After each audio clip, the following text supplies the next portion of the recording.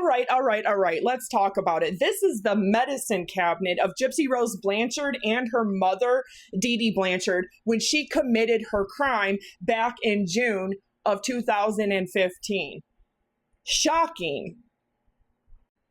Yes, shocking, right? You look at this and you're automatically going to assume that what they're telling you in interviews and documentaries and episodes of true crime TV shows, that this is Munchausen syndrome by proxy. However, show me where she was diagnosed. Because you cannot diagnose somebody after they are gone and deceased, right? Show me where she was ever had an open CPS case. Show me where she was ever convicted in a criminal or a civil court for abuse or neglect on an adult or a child. Right, they can't. So put all of that aside. This is what is so misleading about interviews and documentaries. They can take a picture like this and they can sell you a story, a narrative, and make you believe it. But when you really look at this, how many mothers have children, especially if you have a child with health issues or a history, a complicated medical history where they have had lots of health issues? For example, 204 pages of medical records, and that's just a couple years. Gypsy is pretending to be a paraplegic from birth in a wheelchair. So says her medical records. Not only that, but that she has a cognitive impairment. I'm not going to say the other word, even though it is a scientific medical diagnosis and term, the R word. Yes, profound R is an actual diagnosis, but I'm not going to say that. It says currently studying at a second grade level. Isn't that what she said when she went to court and she actually pled guilty to second degree? Yeah. She has epilepsy, hypersalivation. She has hyperventilation, central. She also has asthma. Oh, history of current ear infections since birth. Tubes were placed twice. First set at 2 years of age, 3 years ago again, T-tubes placed, which are blocked now and are coming out. Gypsy is having more ear infections. Ear was bleeding in February. Right ear, treated with antibiotics for infection. Right ear 1 month ago. She also had the excision of her submandibular glands for hypersalivation and a muscle biopsy, which is a test. She had a heart murmur at birth, but recently came in for evaluation and was told by cardiology that it was an innocent heart murmur. My son had one. Also, they said that he just grew out of it over the years. But right here, it says that she is claiming that her legs become tingly and she can't feel them. They become cold and blue, and that her left leg occasionally swells. She was born 4 weeks prematurely. She underwent dental rehab in April of this year, had 3 teeth pulled, 13 to 14 cavities were repaired. No problems with that anesthetic. And that's before she had 3 extractions and a couple more extractions and a couple more extractions, because they did not all happen at one time. And it's very misleading that also, because when you look at pictures of her, you see that she clearly has 4, 4, 3, and 4. That is 15 out of 28 adult teeth minus the 4 wisdom teeth, which makes 32. But that is 15 out of the 28 that they saved.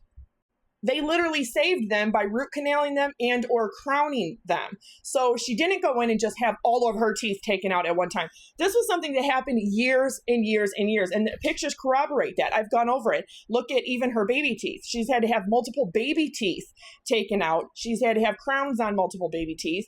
And she also had, before she had all these extractions done, she had 3 extractions done on adult teeth, later had a couple more, and then later had more.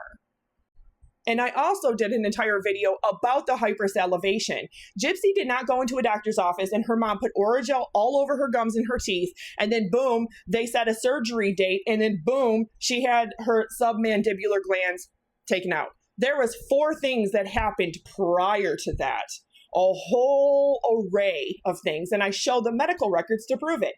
She failed oral medication therapy.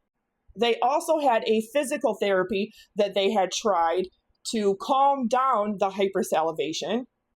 They also tried a form of therapy, physical therapy, and then they moved to Botox injections of the submandibular glands to try and paralyze them and calm them down, well before they went and actually removed them.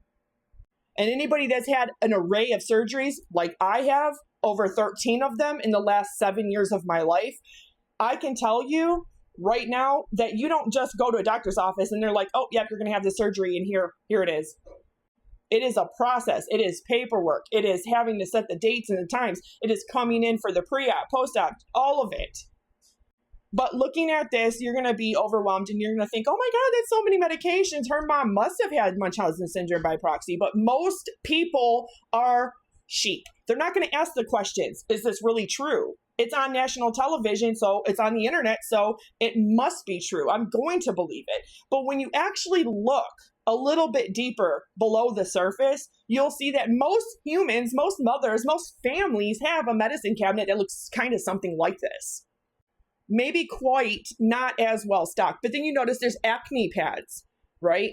There's all of these over-the-counter Ludens, throat drops, not cough drops, throat drops. You see children's allergy medication. You see nasal spray. You see all the saline spray, patches, back patches. Over there is a mouthwash, over-the-counter mouthwash, prescription mouthwash that they give you when you have had teeth extracted, that you have to use that for several days afterwards. And that right there is 6 of them. Unopened, unused. So clearly Medicaid is paying for all this stuff. It's getting filled. They're getting it. And she's just stocking it up, meaning that Gypsy wasn't being forced to take this stuff or use this stuff or was actually being administered this stuff. But then you look over here, you see Miralax. I had cancer. I have to take this every single day just to make sure that my bowels are always running smoothly. And the reason why is because I had stage 3 cervical cancer. I had a radical hysterectomy, a total pelvic lymphadenectomy. I lost half of my vagina. So my bowels are not quite how they used to be when I had all of my intimate organs, but they were removed. So that is exactly what that is. It's just the bigger bottle and it's by prescription. And these can go anywhere from $20 to $27 for that large size bottle, if you pay for it over the counter. That is cough syrup, fish oil. Is that omega-3 fish oil over there? And then look down here. Here's all of Gypsy's asthma inhalers. She also got tretinoin prescribed for her acne. She had acne clearly because her mother was buying her those acne pads to use. And then you look at the bottom, you see a sitz bath. You see all of these other like linens, towels, a lot of plastic, like maybe gloves, stuff like that. You also see athlete's foot powder, which, you know, everybody gets at some point or another, a yeast infection. It's essentially like a yeast infection where you can get it in your groin, where your skin touches your skin. A lot of women get them under here or under here, especially if you live in a hot and humid area. So that's powder. That's another nasal spray. So really, and that right there is mineral oil, which is also another stool softener laxative. So very misleading. Lots of powder too, down at the very bottom. But like the sitz bath, hospital gowns, like those look like gloves, plastic, all of that. But here is the kicker. While Gypsy had a feeding tube, she was eating solid foods all of the time. However, she had to have preferred liquid medications.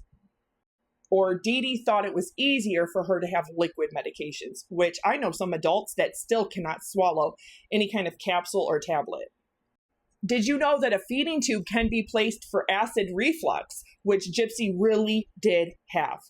Acid reflux can be so bad that people like Gypsy Blanchard could be on a documentary with Fancy Maselli literally saying that Dee Dee once told me the that acid she had reflux a I got surgery so where they had to bad take a that piece they of had her to stomach take lining and some wrap of it her around her stomach esophagus lining because and her wrap acid it reflux around was her that esophagus.